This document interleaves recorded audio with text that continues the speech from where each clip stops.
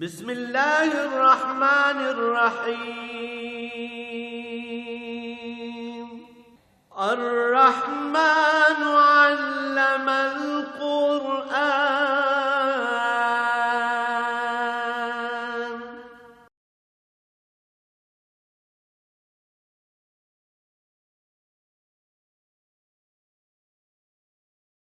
نحمده ونستعينه ونستغفره ونؤمن به ونتوكل عليه ونعوذ بالله من شرور أنفسنا ومن سيئات أعمالنا من يهده الله فلا مضل له ومن يضلله فلا هادي له ونشهد أن لا إله إلا الله وحده لا شريك له ونشهد أن سيدنا ومولانا محمدا عبده ورسوله أما بعد فأعوذ بالله من الشيطان الرجيم بسم الله الرحمن الرحيم أم اتخذ مما يخلق بنات وأصفاكم بالبنين وإذا بشر أحدهم بما ضرب للرحمن مثلا ظل وجهه مسودا وهو كظيم أمن ينشأ في الحلية وفي الخصام غير مبين وجعلوا الملائكة الذين هم عباد الرحمن إناثا أشهدوا خلقهم ستكتب شهادتهم وهم يسألون اللهم سبحانك لا علم لنا إلا ما علمتنا إنك أنت العليم الحكيم رب اشرح لي صدري ويسر لي أمري واحلل عقدة من لساني يفقهوا قولي رب زدني علما مولاي صل وسلم دائما أبدا على حبيبك خير الخلق كلهم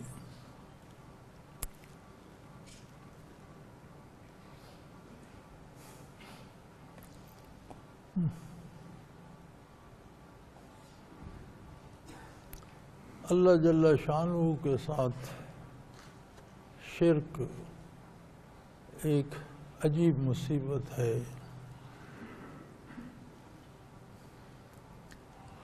مخلوق جب گمراہ ہوتی ہے، انسان جب بھٹکتا ہے تو کوئی دلیل اس کے پاس نہیں ہوتی۔ دلائل دو طرح کے ہوتے ہیں، ایک دلیل نقلی ہوتی ہے، جیسے اللہ تعالیٰ نے کتابیں نازل فرمائیں، اس میں یہ ارشاد فرمایا، پھر وہ نقل ہو کے صحائف نازل ہوئے، وہ نقل ہو کے آگے اسے کہتے ہیں دلیل نقلی۔ قرآن کریم نازل ہوا، اس کے سارے ارشادات نسل بر نسل آ رہے ہیں، یہ دلائل نقلی ہیں۔ دوسری دلیل ہوتی ہے دلائل عقلی، انسانی عقل جسے قبول کرے، خلاف عقل نہ ہو۔ شرک پر نہ کوئی دلیل نقلی ہے نہ کوئی دلیل عقلی، عجیب بات ہے۔ اسی لیے ارشاد ہوئی نا جعل لہ من عبادہ جزءا، یہ عجیب بات ہے، جو اس کی مخلوق ہے اس کو اس کا حصہ دار بناتے۔ وہ خالق ہے، وہ ہمیشہ سے ہے، ہمیشہ کے لیے ہے۔ مخلوق کبھی نہیں تھی، پھر پیدا کی گئی، پھر وہ نہیں رہے گی۔ تو یہ نہ صرف خلاف نقل ہے، خلاف عقل بھی ہے کہ وہ اللہ کا شریک کیسے ہو سکتا ہے جو خود فانی ہے، جو نہیں تھا دنیا میں آیا، نہیں رہے گا، تو وہ شریک کیسے ہو سکتا ہے؟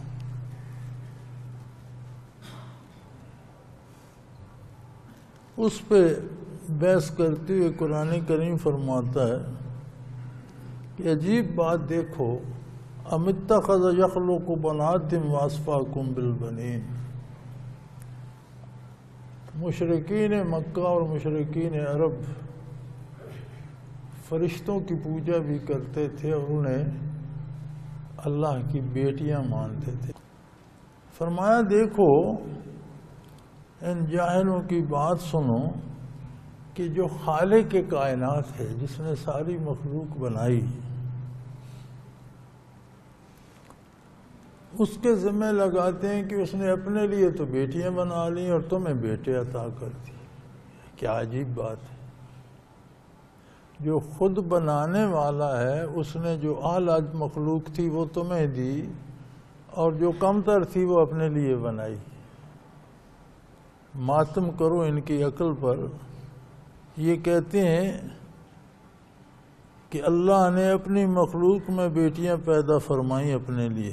بھی مخلوق بھی ہے، پیدا بھی اس نے کی، پھر بیٹیاں بھی اسی کی ہیں۔ کمال ہے! اولاد جو ہوتی ہے وہ جز ہوتی ہے، حصہ ہوتی ہے بدن کا۔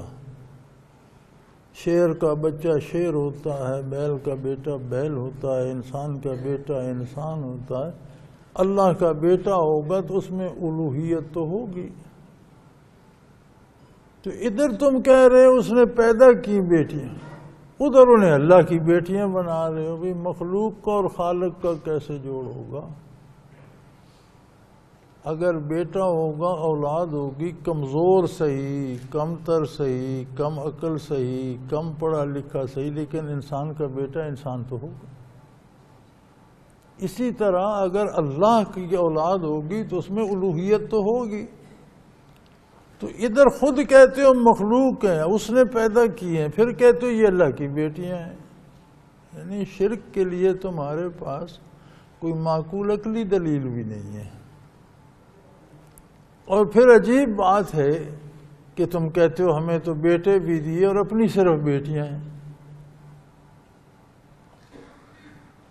اور عالم یہ ہے وَإِذَا بُشِرَ أَحَدُهُمْ بِمَا ضَرَبَ لِلرَّحْمَنِ مَثَلًا، اور جو اللہ کے لیے جو بیان مثالیں کرتے ہیں کہ اللہ نے فرشتے بنایا اور انہیں اپنی بیٹیاں بنا لیا، اگر انہیں اطلاع ملتی ہے کہ تمہارے گھر بیٹی ہوئی ہے تو بیٹی بھی تو اولاد ہے۔ تمہاری ماں بھی تو کسی کی بیٹی تھی، اگر ماں نہ ہوتی تم کہاں سے آتے؟ تمہاری ماں بھی تو کسی کی بیٹی تھی، تمہاری اہلیہ بھی تو کسی کی بیٹی ہے، اگر نہ ہوتی تمہاری اولاد کہاں سے آتی؟ لیکن جب اپنے گھر بیٹی کی خبر پاتے ہیں ظل وجہہ، تو منہ لٹک جاتے ہیں، مسودہ، اور چہرے پہ سیاہی پھیل جاتی، بے رونق ہو جاتا، شکل بگڑ جاتی ہے کہ ہو بیٹی پیدا ہو۔ اور یہ تب کی بات نہیں، یہ آج بھی یہی عالم ہے۔ یعنی خود کو کسی کو جب خبر ملتی ہے کہ تمہاری بیٹی ہوئی ہے تو پتہ ہے دیہات میں عورتیں کیا کہتی ہیں؟ جس خاتون کی بچی انہوں سے کہتے ہیں مبارک ہو تمہاری جان بچ گئی، یعنی تم اس عالم میں مر نہیں گئی ہو، شکر ہے زندہ ہو، زچگی میں تمہاری موت نہیں ہو گئی، باقی بیٹی کا ہونا تو ایک تکلیف دہ ہماری ہے۔ یعنی وہ اس کی مبارک نہیں دیتی کہ بچی ہوئی ہے نا، کہتی ہے شکر ہے تمہاری جان بچ گئی۔ تو فرمایا اپنے لیے تم بیٹیاں پسند نہیں کرتے ہو، اور جو خود بنانے والے کہتے ہو اس کی بیٹیاں ہیں۔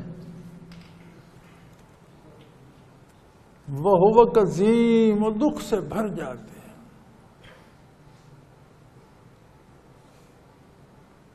قزم کہتے ہیں جب مشکیزہ بھر جائے، اس کا منہ باندھ دیا جائے، پانی سے بھرا ہوا مشکیزہ جس کا منہ، اسے کہتے ہیں کہ وہ قزم بھرا ہوا مشکیزہ ہے، قزم اس کو کہتے ہیں۔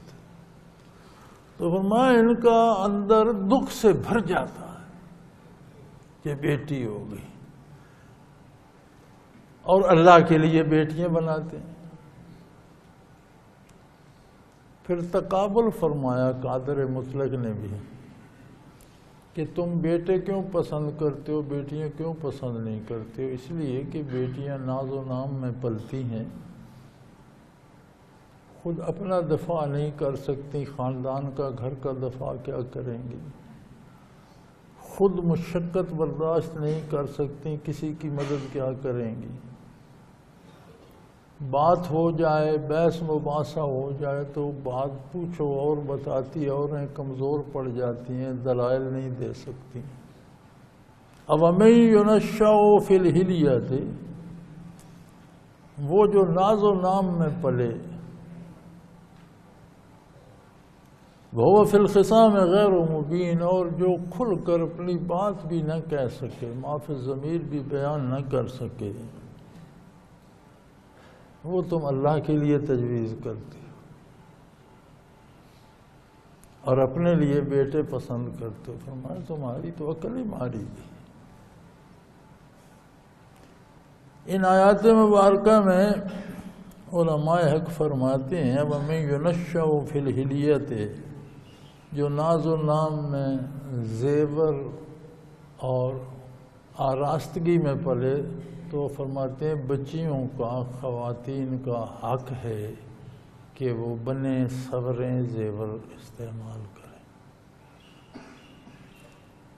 زیور پہننا، بننا، سورنا، بال سنوارنا، منہ ہاتھ صاف رکھنا، لباس صاف رکھنا، یہ حق ہے خواتین کا، انہیں زیب و زینت سے نہ روکا جائے، لیکن یاد رکھیں ہر حق کی بھی ایک حد ہے، ہر فرض کی بھی ایک حد ہے۔ حق بھی حدود کے اندر حق رہتا ہے، حدود کو جب قبول کرتا ہے تو حق نہیں رہتا، زیادتی ہو جاتی۔ فرض حد کے اندر فرض ہے، حد سے گزر جائے تو فرض نہیں رہتا۔ تو بننے سنورنے کی بھی ایک حد ہے، بننے سنورنے کے نام پر حد سے گزر جائے وہ درست نہیں ہے۔ چھوٹی چھوٹی چیزیں ہیں، مثلا بچیاں نیل پالش لگاتی ہیں، ان کا حق ہے خوبصورت کریں اپنے ناخنوں، لیکن اب نیل پالش کے لیے نماز نہیں چھوڑی جا سکتی۔ جب وضو کرنا ہوگا وہ اتارنی ہوگی، وضو کر کے پھر لگا لو۔ اب یہ مشقت بن جاتی ہے، کون کرے؟ تو بھائی نیل پالش نہ لگاؤ، مہندی کا رنگ لگا لو، کیونکہ نیل پالش تو ایک کور آ جاتا ہے نا، ناخن اس سے گیلا نہیں ہوتا۔ رنگ مہندی کا ہو یا کوئی بھی ہو تو وہ رنگ جو ہے وہ پانی کو نہیں روکتا، ناخن گیلا ہو جاتا۔ اب جب خاتون آٹا گوندتی ہے تو ناخن پہ اگر آٹا جم جائے تو وضو کرے گی، تو جب تک وہ صاف نہ ہو، نیچے سے ناخن گیلا نہ ہو، وضو نہیں ہوگا۔ اگر اس سے نہیں ہوتا تو نیل پالش سے کیسے ہو؟ پھر ایک اور مصیبت ہے، چہرے کا جو میک اپ کیا جاتا ہے 5,000 سے لے کر 50,000 اور 1.5 لاکھ 3 لاکھ روپے تک اس پر لگتے ہیں۔ غریب 4-5 ہزار سے شروع ہوتا ہے، عمرہ 3 لاکھ تک جاتے ہیں۔ گھنٹہ 2 گھنٹے 3 گھنٹے ٹائم لگتا ہے۔ اب جو الصبح ہو گئی خاتون، وہ اتنے پیسے دے کر بیوٹی پارلر سے آئی، ادھر زور کی اذان ہو گیا، منہ دھوئے گی تو 3 لاکھ تو دھل جائے گا۔ نتیجہ کیا؟ نماز چھوڑ۔ اور یہ مصیبت صرف عوام میں نہیں ہے، ہمارے خود حلقے کے ساتھی جو ہیں ان سے بھی دنیا کے کام نہیں چھوٹ، ذکر بھی کرتے ہیں لیکن نمازیں چھوٹ جاتی ہیں۔ کیوں چھوڑی؟ وہ جی میں نے قضا کر لی تھی۔ اگر قضا سے ٹوٹل پورا ہوتا ہے تو دفتر نہ جاؤ، نہ کل جا کر دگنا کام کر لینا، قضا کر لینا، دیکھتے ہیں تمہیں کتنے دن برداشت کریں۔ قضا کا یہ مطلب نہیں ہے کہ آپ جان بوجھ کر چھوڑ دیں اور پھر قضا کر لیں۔ قضا کا یہ مطلب ہے کہ کسی ایسی حالت میں تھا کہ مجبوراً نماز ادا نہیں کر سکتا، سو گیا، بے ہوش ہو گیا، بیمار تھا، سفر میں تھا، کوئی ایسی جگہ نہیں ملی نہ تیمم کرنے کی نہ وضو کرنے کی، بلکہ سفر میں بھی گنجائش قضا کی نہیں ہے۔ پانی نہیں ملتا تیمم کر لو، گاڑی میں ہو، ریل میں ہو، بس میں ہو، جہاز میں ہو، جدھر منہ ہے ادھر پڑھ لو۔ 2 فرض رہ جاتے ہیں سفر میں، اگر 45 میل یا اس سے زیادہ ہو تو 2 فرض پڑھنے میں کتنی دیر لگتی؟ لیکن نہیں، وہ قضا کر لیں گے. یہ کوئی قضا نہیں ہے کہ آپ دنیا کا جو کام کرتے ہیں اپنے دفتر کے کام چھوڑ دینا جو کل قضا کر لیں گے. دیکھتے ہیں دفتر والے آپ کو کتنی دیر برداشت کریں. ہماری بیویاں کہتی ہیں وہ جی شادی میں گئے تھے تو نمازیں میں قضا کر لی تھی، اب شادی میں گئے اب نماز کیوں چھوٹی؟ منہ نہیں دھونا تھا. لعنت تو ایسے منہ پر، ایسے بناؤ سنگار پر جو اللہ کی بارگاہ میں سجدہ ریز ہونے سے روکنے کا سبب بن جائے. یہ کون سا حسن ہے چہرے کا، یہ کون سی خوبصورتی ہے جس نے اللہ کی بارگاہ میں حاضری سے محروم کر دیا. انسان کو بہت سی غلط فہمیاں ہیں، بہت سی، جن میں ایک بنیادی غلط فہمی ہر خاتون کو بھی ہر مرد کو بھی ہے کہ میرے جیسا دوسرا کوئی نہیں. میں بہت خوبصورت ہوں، میں بہت حسین ہوں. یہ غلط فہمی ہر ایک کو ہے. وہ بھی اللہ کرے آپ بہت حسین ہوں، آپ بہت خوبصورت، لیکن آپ کا حسن اگر اللہ کی بارگاہ کے حاضری میں آڑے آئے تو اس سے بدصورت ہونا بہتر ہے. وہ صورت بہتر ہے جو اللہ کی بارگاہ میں تو لے جائے. یہ کوئی عذر نہیں کہ جو میں نے میک اپ کر لیا تھا اور شادی میں تو نماز قضا ہو، پھر میں نے قضا کر لی تھی، یعنی آپ نے خانہ پوری کی نا.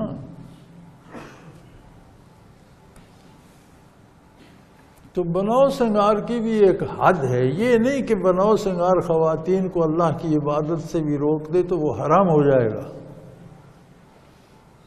وہ شرعاً حرام ہوگا ایسا بناؤ سنگار جو عبادات سے روک دے، مانے ہو.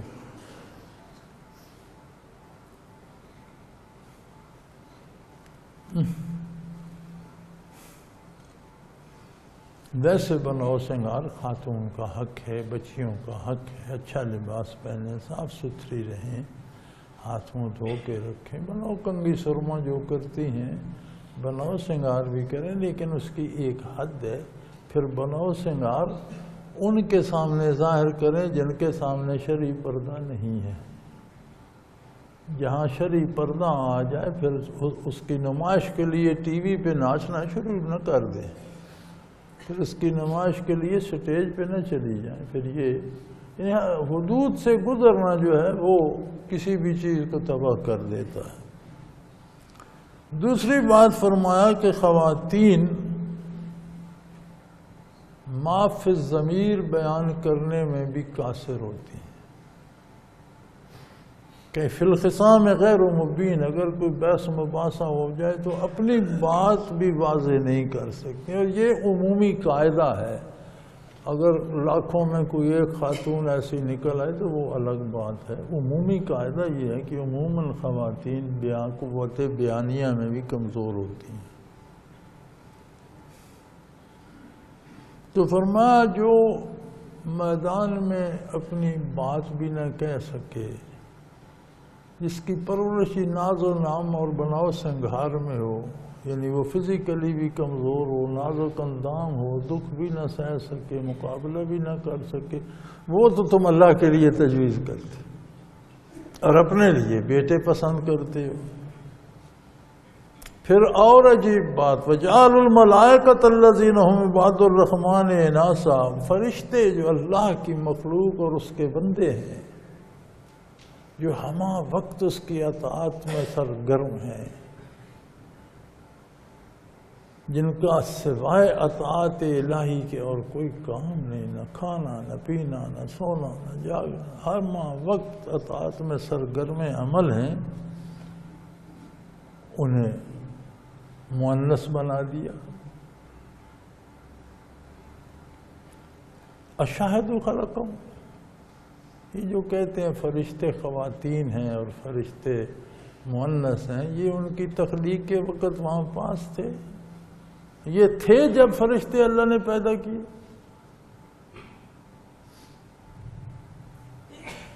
ستکتب شہادتہم، یہ جو کچھ کہہ رہے ہیں نا یہ باتیں لکھی جا رہی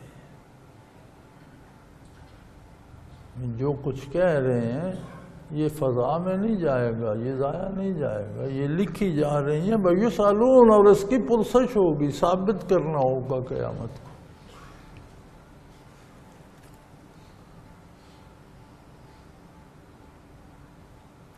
اس آیہ کریمہ کے اس آخری حصے کی سمجھ آ جائے نا، اللہ شعور دے تو انسان کی ساری زندگی سنور جائے کہ جو میں بولتا ہوں ما یلفظ من قول الا لدیہ رقیب عتید، جو میرے لبوں سے نکلتا ہے وہ لکھا جائے۔ وہم یسألون، پھر اس کی پرسش ہوگی۔ اگر یہ یقین اللہ دے دیں تو کوئی جھوٹ بولے گا، اللہ یہ یقین عطا فرما دیں کوئی گالی دے گا، کوئی چغلی کھائے گا۔ اور اگر یہ غلط بیانی رک جائے تو کیا دنیا جنت نظیر نہ ہو جائے؟ یہ دھوکہ دہی رک جائے، یہ غلط بیانی رک جائے۔ ہم اپنے آپ سے جھوٹ بولتے ہیں، ہم اپنے ماں باپ سے، بہن بھائیوں سے جھوٹ بولتے ہیں، ہم اپنے معاشرے سے جھوٹ بولتے ہیں، ہم اپنی خواہشات پوری کرنے کے لیے نعرے لگاتے ہیں، یہ کر دیں گے، وہ کر دیں گے، آپ کا یہ سنوار دیں گے، وہ سنوار دیں گے۔ لیکن ہمیں پتہ ہوتا ہے کہ ہم نے یہ کرنا کوئی نہیں۔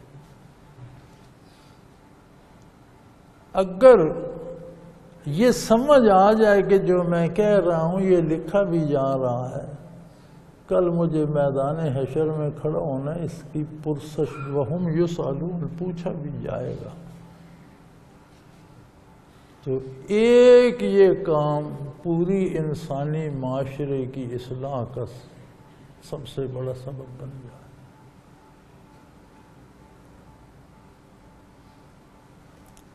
فرمایا یہ کہہ تو رہے ہیں، فرشتے عورتیں ہیں اور فرشتے اللہ کی بیٹیاں ہیں، اور ہم اللہ کے بیٹیوں کی پوجا کرتے ہیں۔ فرمایا ستکتب شہادتہم، جو یہ بولتے ہیں ہم لکھتے جا رہے ہیں، ان کی یہ شہادت، ان کی یہ بات لکھی گئی ہے۔ وَيُسْأَلُونَ، پوچھا جائے گا، بتاؤ کیا تمہارے پاس دلیل ہے؟ کسی نبی نے تمہیں بتایا، اللہ کی کسی کتاب میں نازل، وہ کیا دلیل ہے تمہارے پاس؟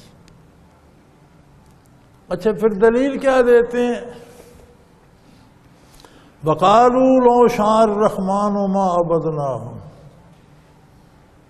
بھی اللہ ہمیں پال رہا ہے، ہمیں روزی دے رہا ہے، ہمیں اولاد دی ہے، ہمیں مال و دولت دی ہے، ہمیں حکومت و اقتدار دے دیا ہے، کوٹھیاں دے دی ہیں، گاڑیاں دے دی ہیں۔ اگر ہم غلطی پر ہوتے تو ہمیں یہ دولتیں کیوں دیتا؟ اس کا مطلب ہے جو کچھ ہم کر رہے ہیں اس پہ اللہ راضی ہے، اور اگر اللہ نہ چاہتے تو مجھ سے یہ گناہ ہو سکتا تھا۔ ہم قتل کر دیتے ہیں اور کہتے ہیں اللہ کو یہی منظور تھا۔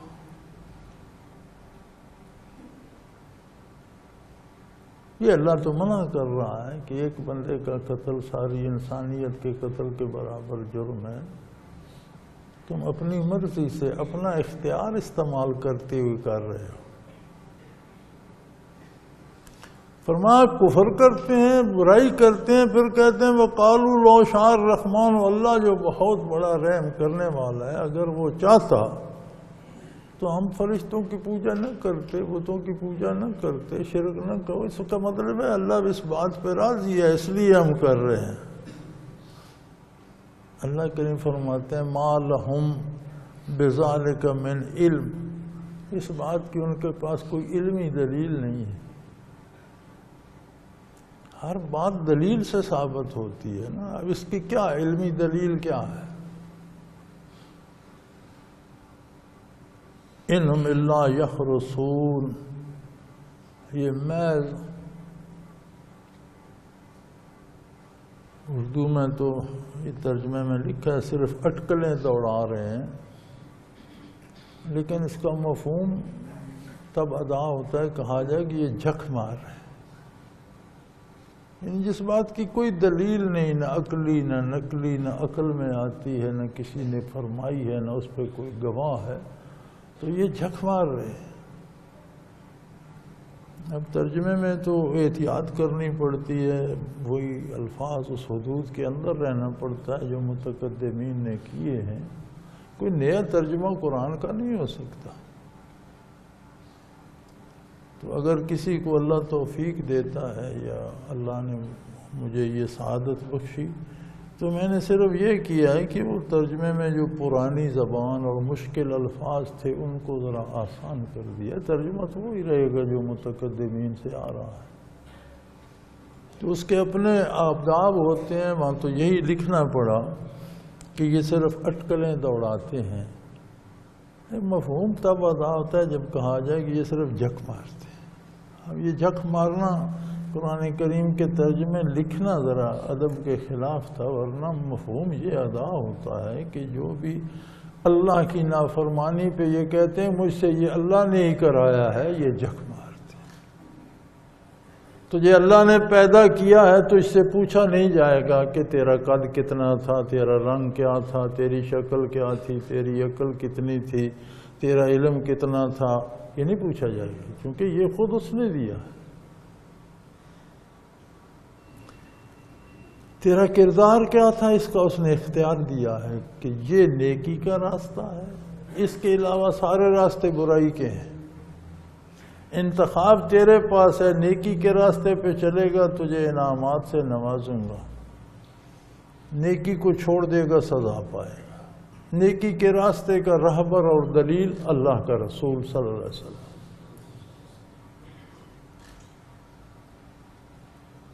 اب اختیار بندے کے پاس ہے، وہ دامن رسالت تھام کے چلتا ہے، متقدمین کا اتباع کرتا ہے، حضور کی اطاعت کرتا ہے یا نافرمانی کرتا ہے، یہ الگ شعبہ ہے۔ رزق کی تقسیم الگ شعبہ ہے۔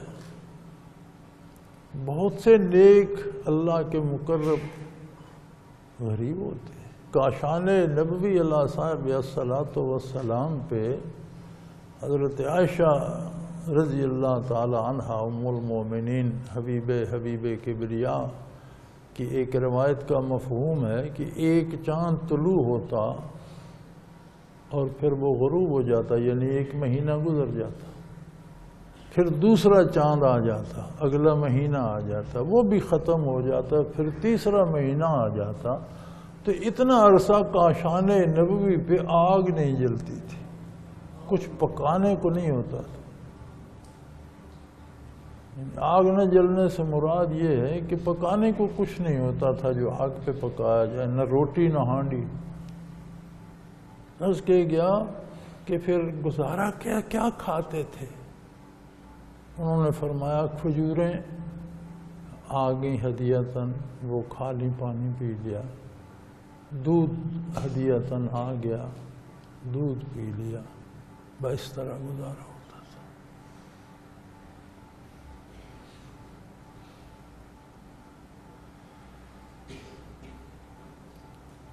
تو یہ دولت دنیا اگر معیار ہوتی تو سب سے زیادہ در مصطفیٰ پہ ہوتی۔ دوسری طرف بھی اللہ کے نبی ہیں، حضرت داؤد علیہ السلام، حضرت سلیمان علیہ السلام، وسیع سلطنت دے دی، حکومت اقتدار و اختیار دے دیا۔ سلیمان علیہ السلام کو ایسی حکومت دی کہ جانوروں پر ان کی حکومت، مکھی مچھر جاندار کیڑے مکوڑے تک ان کی حکومت، ہواؤں پر ان کی حکومت، بادلوں پر ان کا تسلط، انسانوں پر ان کی حکومت، جانوروں پر ان کی حکومت۔ داؤد علیہ السلام کے ساتھ پہاڑ بھی ذکر میں شامل ہو جاتے تھے۔ تو یہ اس کی اپنی تقسیم ہے۔ کہیں نیک لوگ بھی بڑے دولت مند ہیں، کہیں بدکار بھی بڑے دولت مند۔ فرعونوں کو بھی حکومت دے دی، نمرود کو بھی حکومت دے دی، خدائی دعویٰ کرنے والوں کو بھی ریاست و سلطنت دے دی، کفار کو بھی حکومتیں، اقتدار، اختیار، دولت، مکان دے دیے۔ تو یہ رزق کی تقسیم الگ نظام ہے، دین اور عمل اور کردار یہ الگ نظام ہے۔ اس کو ریلیٹ نہ کیا کریں کہ یہ بڑا نیک ہے اس لیے اس کے پاس بہت پیسے نہیں ہیں۔ پیسے بدکار کے بھی پاس ہو سکتے ہیں. نیک کا سرمایہ اللہ و اللہ کے رسول کی اطاعت. یہ نیک ہے، یہ اللہ کی بہت عبادت کرتا ہے. یہ نیک ہے، یہ حضور کا دامن نہیں چھوڑتا. وہ مفلس بھی ہو سکتا ہے، وہ امیر بھی ہو سکتا ہے. یہ اس کے رزق، اس کی اپنی الگ تقسیم ہے. یہ کردار کا اس نے ہمیں اختیار دیا ہے. رزق کا ہمیں اختیار نہیں دیا. کوئی اپنی مرضی سے دولت مند نہیں ہو سکتا، کوئی اپنی خوشی سے غریب نہیں ہوتا. یہ تقسیم اس کی اپنی ہے. دولت بھی دیتا ہے، غریبی بھی بھیج دیتا ہے. یہ اس کی اپنی تقسیم ہے. کردار کا اختیار اس نے ہمیں دیا ہے. کتابیں نازل فرمائیں، انبیاء مبعوث فرمائے. اب فیصلہ ہمارا ہے کہ ہم ان کا اتباع کرتے ہیں یا خواہشات نفس پہ مرتے ہیں. تو ان کو گڑبڑ نہیں کرنا چاہیے. تو یہ کہتے ہیں وَلَوْ شَاءَ الرَّحْمَنُ مَا عَبَدْنَاهُمْ، اگر اللہ خوش نہ ہوتا اس بات پہ تو ہم فرشتوں کی پوجا کیوں کرتے ہیں، ہم بتوں کو کیوں پوجتے ہیں. ہم بتوں کو پوجتے ہیں تو ہمارے پاس دولت بھی ہے، پیسے بھی ہیں. فرشتوں کی پوجا کرتے ہیں، اولاد بھی ہے، حکومت و اقتدار بھی ہے، صحت بھی ہے. تو اس کا مطلب ہے اللہ اس پہ راضی ہے. فرمایا مَا لَهُمْ بِذَلِكَ مِنْ عِلْمٍ، یہ جہالت ہے. یہ جانتے ہی نہیں یہ کیا کہہ رہے ہیں اور کیا کر رہے ہیں. اس کا کوئی علم نہیں ہے انہیں. انہم اللہ یخرصون، سوائے اس کے کہ یہ جھک مار رہے ہیں. کوئی اس کی دلیل نہیں، نہ عقلی نہ نقلی، نہ کوئی ثبوت ان کے پاس نہیں ہے.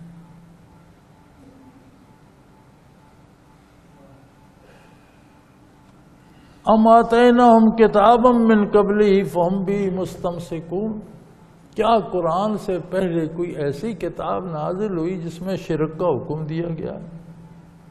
تو یہ اس کتاب کا اتباع کر رہے ہیں. دلیل نقلی تو یہ ہوتی ہے نہیں کہ اللہ تیرے نبی نے فرمایا، تیری کتاب نے فرمایا ایسا کرو تو ہم کر رہے ہیں. ہے تو پیش کرو. کوئی نہیں. جتنی کتابیں آئیں انہوں نے شرک کا رد کیا. ہر نبی نے کہا لا الہ الا اللہ. کوئی دلیل نہیں تمہارے پاس.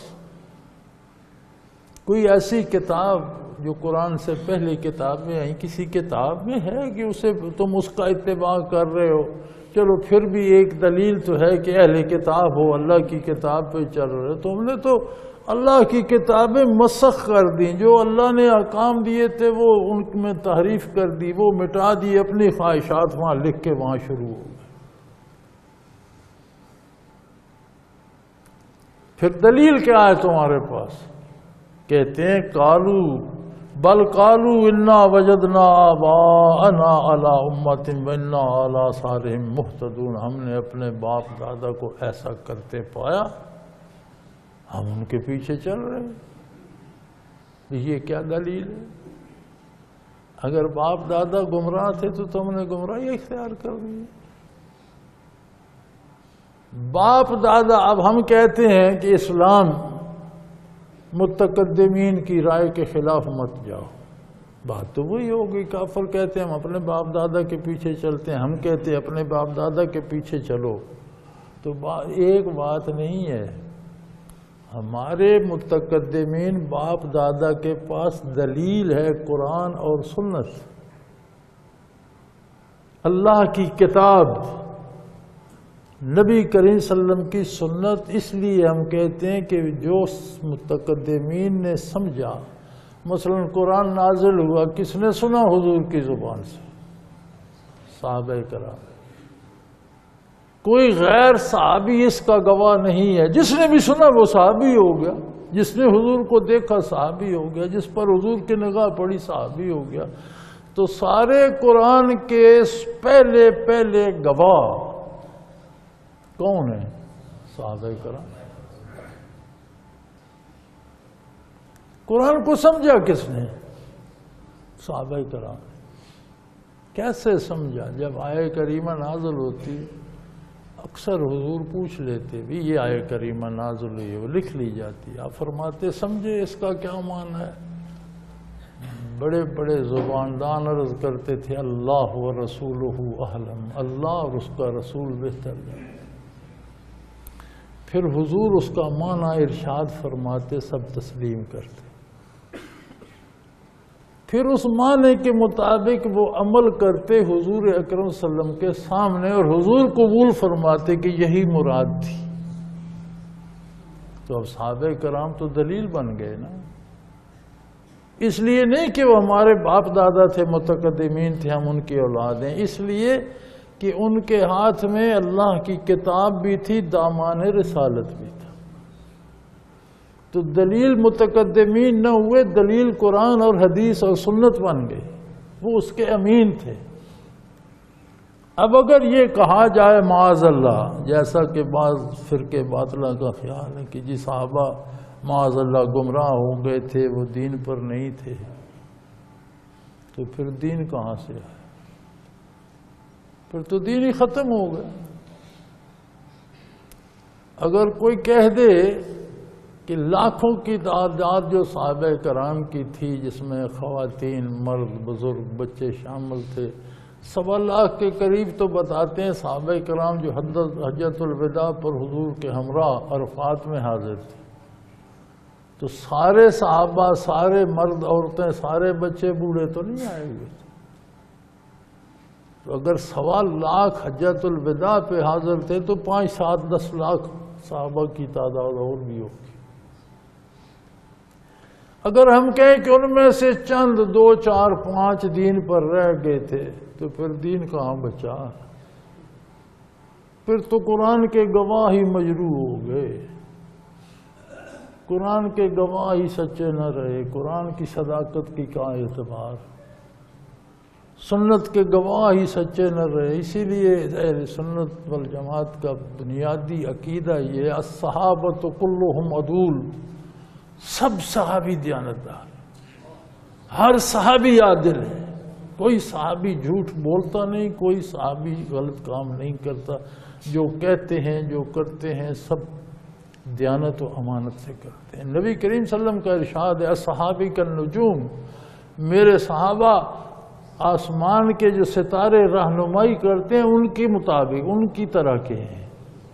فَأَيِّهِمْ اقْتَدَيْتُمْ اهْتَدَيْتُمْ أَوْ كَمَا قَالَ رسول اللہ صلی اللہ علیہ وسلم، تم جس کا دامن تھام لوگے وہ تمہیں میری بارگاہ میں لے آئے گا، تم ہدایت پا جاؤ گے، اللہ کے حضور لے جائے گا۔ ان کا عادل ہونا ہی دین کے سچ ہونے کی شرط ہے۔ اگر وہ مجروح ہو جائیں تو دین نہیں بچتا۔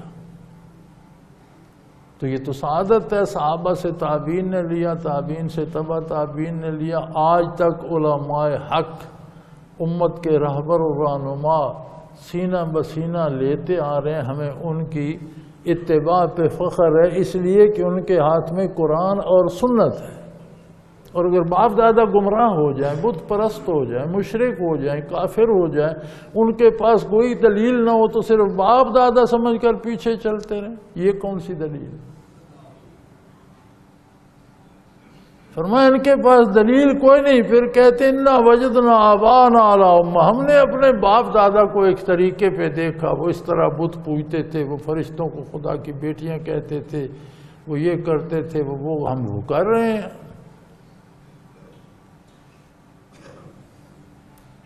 وَإِنَّا عَلَىٰ آثَارِهِمْ مُهْتَدُونَ، ان کے جو آثار ہیں، ان کے جو بتائے ہوئے طریقے ہم ان پہ چل رہے ہیں۔ فرمایا وَكَذَلِكَ مَا أَرْسَلْنَا مِن قَبْلِكَ فِي قَرْيَةٍ مِّن نَذِيرٍ إِلَّا قَالَ مُتْرَفُوهَا إِنَّا وَجَدْنَا آبَاءَنَا عَلَىٰ أُمَّةٍ وَإِنَّا عَلَىٰ آثَارِهِمْ مُقْتَدُونَ۔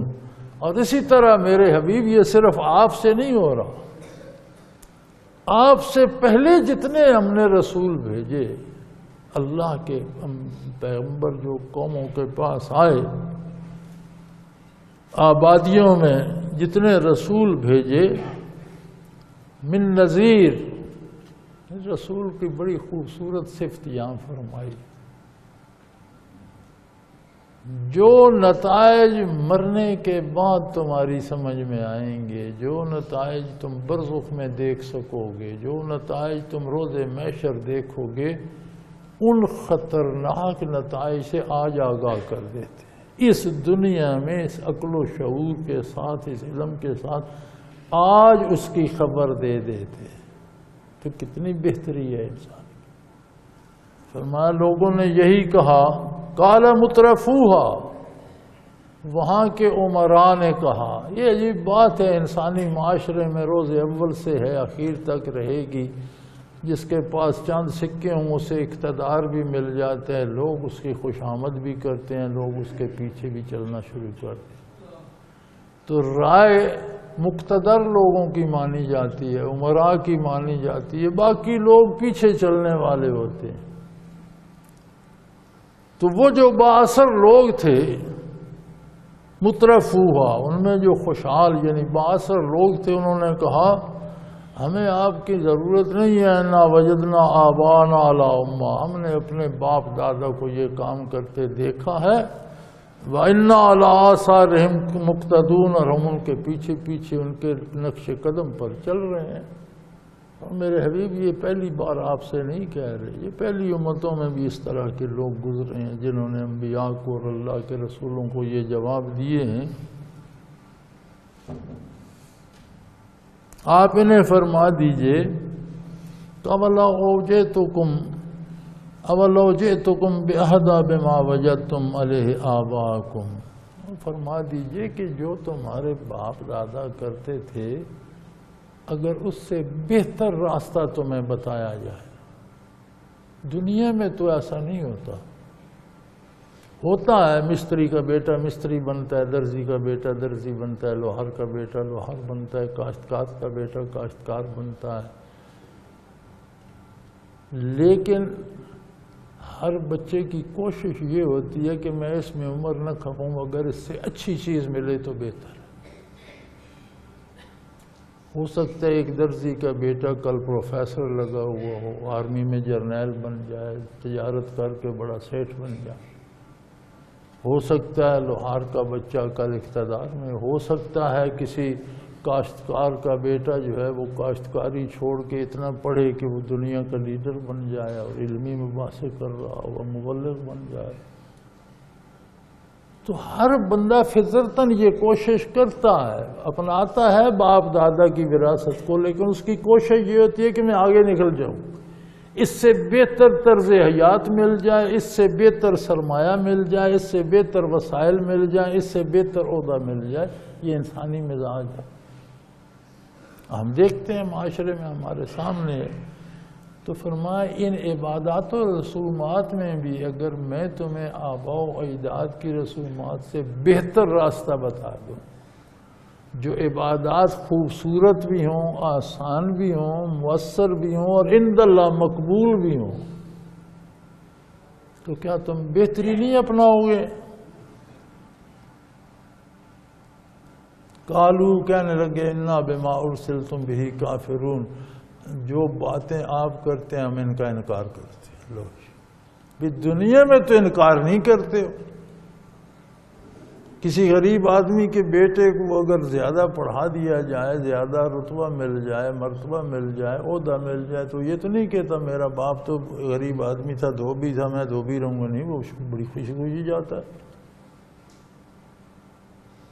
کاشتکار کا بیٹا یہ نہیں کہتا کہ میں ضرور ہل ہی چلاؤں گا، عہدہ مل جائے تو بڑا خوش ہوتا ہے، علم حاصل کر لے تو بڑا خوش ہوتا ہے، عالم بن جاتے ہیں، دنیا کے پیشوا بن جاتے ہیں، حکمران بن جاتے ہیں، آفیسر بن جاتے ہیں۔ تو بہتری کے لیے ہر بندہ کوشش کرتا ہے، آباء و اجداد کا پیشہ گلے تو پڑ جاتا ہے لیکن اس پہ مطمئن کوئی نہیں ہوتا، بہتری کے لیے ہر بندہ کوشش کرتا ہے۔ تو یہ آباء و اجداد کی رسومات جو تمہیں گمراہ کر رہی ہیں، اگر ان کے بدلے میں تمہیں اللہ کا پیغام پہنچا دوں، ہدایت دے دوں، کہنے لگے ہم آپ کی بات نہیں مانیں۔ قالو، اب یہ کیا دلیل ہے میں نہ مانوں؟ یہ کوئی دلیل نہیں ہے۔ انا بما ارسلتم بہ کافرون، جو کچھ آپ لائے ہیں، آپ کو جو نعمتیں جو پیغامات دے کر بھیجا گیا، ہم اس کا انکار کرتے ہیں۔ فرمایا کہہ تو دیا انہوں نے اور کیا بھی، لیکن پھر تاریخ عالم پہ نظر دوڑایا انسان، جنہوں نے انبیاء کی بات ماننے سے انکار کیا، ان کا انجام کیا ہوا؟ کبھی یہ بھی دیکھ، فانتقمنا منہم، ہم نے اس کا بدلہ لیا ان سے۔ پھر کہاں گیا فرعون اور اس کی خدائی؟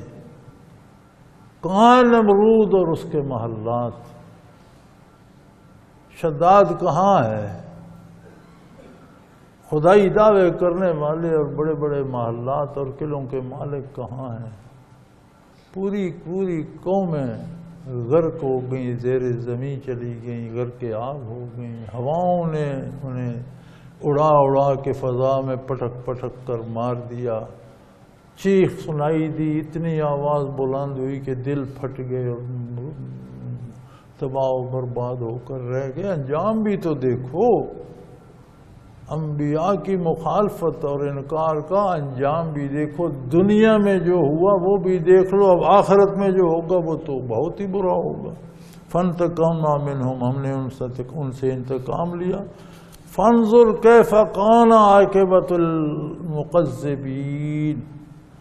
ذرا اس پہ بھی غور کر لو، جنہوں نے انبیاء کی اطاعت اور ان کے ارشادات سے انکار کیا، ان کا دنیاوی انجام کیا ہوا، یہ بھی دیکھ لو۔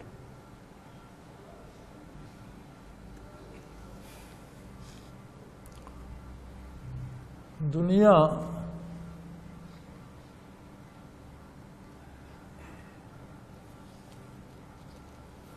ہر بندہ دنیا میں آرام چاہتا ہے،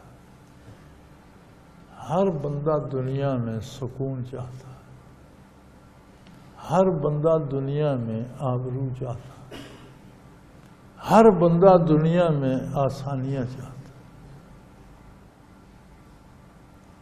موت کو پسند نہیں کرتا بندہ، فطرتاً مرنا نہیں چاہتا، لیکن نہ ٹلے آ جائے تو کہتے ہیں آسان اللہ کرے، مشکل نہ ہو، اس میں تکلیف نہ ہو۔ جو موت سے بھاگتے ہیں نا، ان کے دل میں بھی یہ ہوتا ہے کہ اگر پکڑ ہی لے تو پھر زیادتی نہ ہو میرے ساتھ، مجھے تکلیف نہ ہو، آرام ہو۔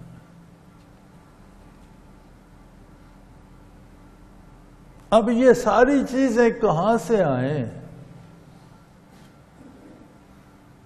جس نے دنیا بنائی ہے اس نے دنیا کے دکھ بھی بنائے، جس نے دنیا کی لذتیں بنائی ہیں اس نے دنیا کی تلخیاں بھی بنائی، جس نے صحت بنائی ہے اس نے بیماریاں بھی پیدا کی، جس نے زندگی دی ہے اس نے موت بھی پیدا کر، موت بھی اس کی مخلوق ہے، اس نے پیدا کی، اور زندگی سے پہلے پیدا کی ہے۔ قرآن کریم کہتا ہے خلق الموت والحیات، موت کو پیدا کیا، زندگی کو پیدا کیا، موت زندگی سے پہلے پیدا کی۔ میدان حشر میں موت کو موت آئے گی، پوری مخلوق کے سامنے موت کو فنا کر دیا جائے گا اور اعلان ہو جائے گا، لو دیکھو آج موت کو موت آ گئی، اب اس کے بعد موت نہیں ہوگی، اب جو جنت میں جائے گا وہ بھی ہمیشہ رہے گا، جو جہنم جائے گا وہ بھی ہمیشہ رہے گا۔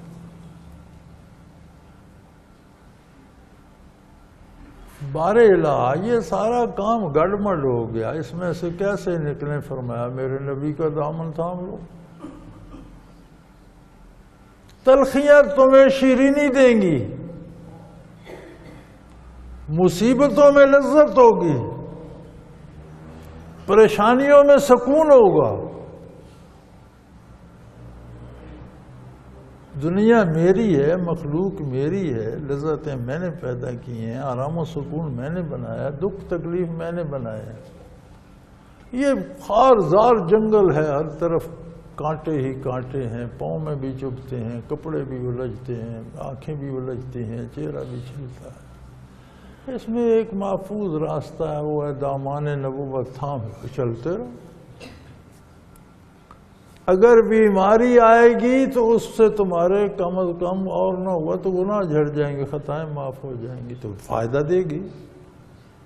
بجائے جہنم میں جلنے کے یہاں 2 دن بخار سے اگر معاف کر دیں تو یہ تو مفت میں ہو گئی۔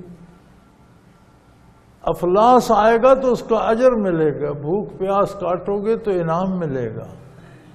دنیا کے دکھ بھی تمہارے لیے انعام اور سکون کا سبب بن جائیں گے، دل پریشان نہیں ہوگا۔ دنیا کے حالات نیک بد سب پہ آئیں گے، بدکار کو دکھ دیں گے، تڑپے گا، روئے گا، چلائے گا، نیک کو سکون دیں گے، اطمینان دیں گے، اللہ سے رحمت کا امیدوار ہوگا۔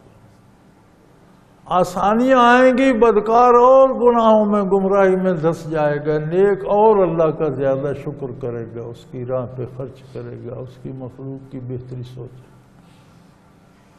تو فرمایا دنیا میں بھی اگر آرام سے رہنا ہے تو دامان نبوت تھام لو، دنیا بھی اسی سے ملے گی اور آخرت بھی ملے گی۔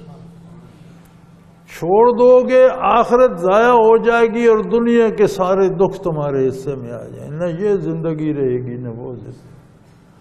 حکومت ہوگی، نیند نہیں آئے گی، ڈر رہے ہوگے۔ اقتدار ہوگا، کوئی پیار نہیں کرے گا، لوگ گالیاں دے رہے ہوں۔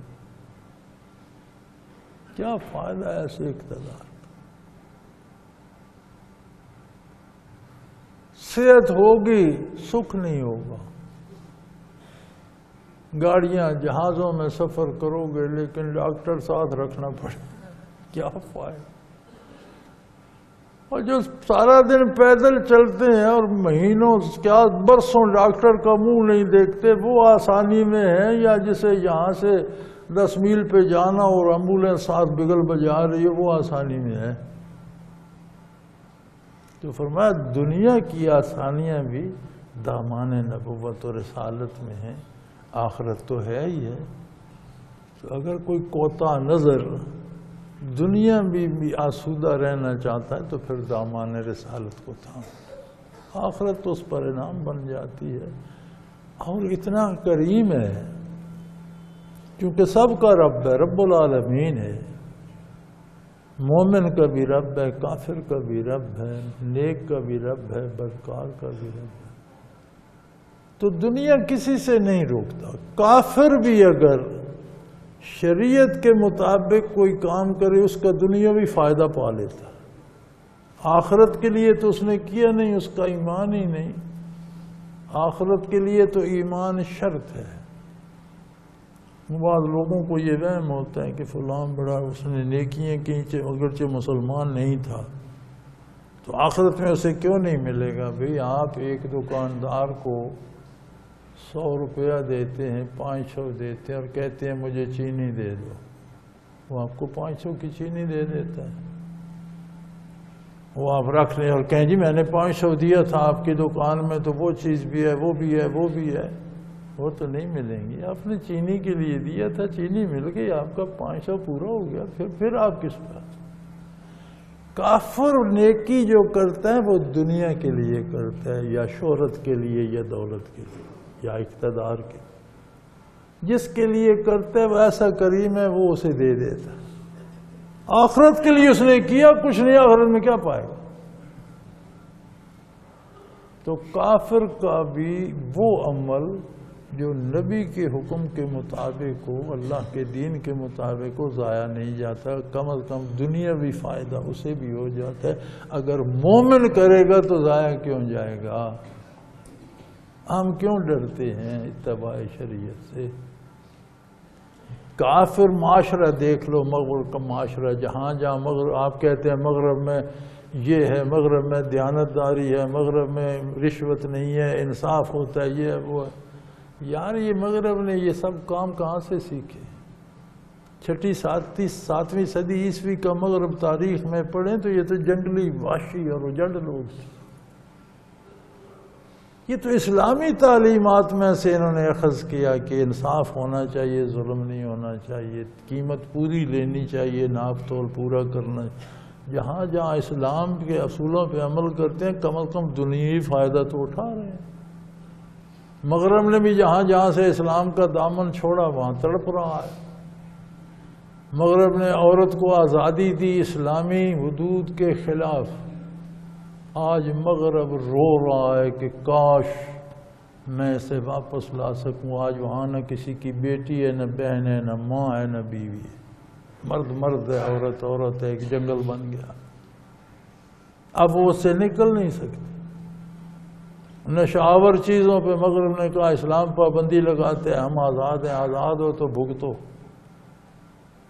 وہ میں نے ایک مغرب کے دانشور کا قول پڑھا، مجھے اس کا نام یاد نہیں رہا۔ وہ کہتا ہے بڑی بڑی اقوام عالم کا بیڑا عورت کے ہاتھوں شراب کے مٹکے میں ڈوب گئے، لیکن اب وہ کچھ کر نہیں سکتے۔ معاشی نظام میں انہوں نے کہا جی ہم سودی چلائیں گے، اب رو رہے ہیں۔ بڑی بڑی عالمی طاقتیں ہیں، بڑی بڑی دنیا کے جو اکنامک ہب ہیں، وہ رو رہے ہیں کہ یار اس سے تو امیر امیر تر، غریب غریب تر ہو رہا ہے، معاشرہ تباہ ہو جائے گا۔ کیا اب مغرب سوچ رہا ہے کہ بلا سودی بینکاری ہونی چاہیے، اور یہ جو بے شمار ٹیکس ہم نے لگا رکھے ہیں ان کی جگہ فکس ٹیکس ہونا چاہیے، زکوٰۃ جس طرح اسلام نے نافذ کیا، جس کے پاس سرمایہ ہے وہ اتنے % دے، جس کے پاس نہیں ہے نہ صحیح۔ اب جو ہمارے ٹیکس ہیں یہ امیر کم دیتے ہیں، غریب زیادہ دیتے ہیں۔ اب ہمارے یہاں ہی دیکھ لیں، بہت کم لوگوں پہ انکم ٹیکس ہے، لیکن جو ٹیکس اشیاء پہ ہیں اور نظر نہیں آتے وہ کئی گنا زیادہ ہیں۔ انکم ٹیکس تو ان کا 50واں حصہ بھی نہیں بنتا، وہ ٹیکس سارے غریب دے رہے ہیں۔ ماچس پہ کتنے ٹیکس ہیں بھائی، درخت زمین پہ مالیہ ہے، پھر درخت کاٹتے ہیں آپ اس پہ مشینوں پہ ٹیکس ہے، ڈیزل پہ ٹیکس ہے، پھر اس کی تیلیاں بناتے ہیں، کارخانہ بناتے ہیں، اس پہ ٹیکس ہے، بارود لے کے آتے ہیں اس پہ ٹیکس ہے، پھر ماچس بننے تک کو 50 ٹیکس لگ جاتے ہیں اس پہ۔ ہم بنولا کاشت کرتے ہیں، اس سے کپاس ہوتی ہے، سوت بنتا ہے، کپڑا بنتا ہے، زمین سے لے کر سوت بننے تک کتنے ٹیکس، کپڑا بننے تک کتنے ٹیکس ہیں، پھر کپڑا بکنے تک کتنے ٹیکس۔ تو جو دولت پہ ٹیکس لگتا ہے وہ تو چند افراد دیتے ہیں، اور یہ جو نظر نہ آنے والے ٹیکس ہیں ہر غریب دے رہا ہے۔ اسلامی معاشرہ تو ٹیکس فری معاشرہ ہے، صرف وہ ٹیکس دے جس کے پاس پیسے ہیں، اور ان پیسوں پہ ٹیکس دے جو 1 سال تک اس کی ضرورت سے زائد اس کے پاس رہے۔ کتنی خوبصورت بات ہے۔ اور ان میں بھی اگر 100 روپیہ اس کے پاس زائدہ ضرورت تھا، سال گزر گیا اسے ضرورت نہیں پڑی خرچ کرنے کی، تو اس میں سے 2.5 روپے دے دے، بس 2.5% دے دے۔ کیا تکلیف ہے 100 میں سے 2.5؟ جس کے پاس نہیں ہے وہ کہاں سے دے؟ اب جو نظام ہم نے اپنا رکھا ہے اس میں جس کے پاس نہیں ہے وہ ٹیکس دے رہا ہے، جن کے پاس ہے وہ دیتے ہیں۔ تو اب مغرب بھی یہ سوچ رہا ہے کہ ہمیں یہ اپنانا چاہیے، بلکہ جاپانی حکومت نے اس غیر سودی بینک شروع کر دیے ہیں باقاعدہ۔ تو میرے بھائی، دنیا کی آسانیاں بھی دامان رسالت، آخرت تو ہے ہی، اور جس کی آخرت سنورتی ہے وہ دنیا میں بھی سوکھا ہو جاتا ہے۔ اگر آخرت تباہ ہوتی ہے تو دنیا میں بھی سکھ نہیں رہتا۔ وآخر دعوانا ان الحمدللہ رب العالمین۔ اللہ اللہ اللہ اللہ اللہ اللہ اللہ اللہ۔ حضرت امیر محمد اکرم آوان مد ظلہ العالی دارالعرفان منارہ ضلع چکوال میں سالہ سال سے قرآن و حدیث کے اوپر خطابات کر رہے ہیں، اور سلسلہ نقشبندیہ اویسیہ کے مطابق لوگوں کو ذکر الہی کی تربیت دے رہے ہیں۔ وہ قرآن پاک کی تفسیر ترتیب وار بیان کر رہے ہیں۔ تفسیر قرآن کو وہ موجودہ ملکی اور بین الاقوامی حالات کے مطابق بیان کرتے ہیں۔ موٹر وے سے کلر کہار کے انٹرچینج سے نکلتے ہوئے، کلر کہار کی جھیل سے ہوتے ہوئے، میانی، بوچھال اور نور پور سے گزرتے ہوئے دارالعرفان منارہ پہنچ سکتے ہیں۔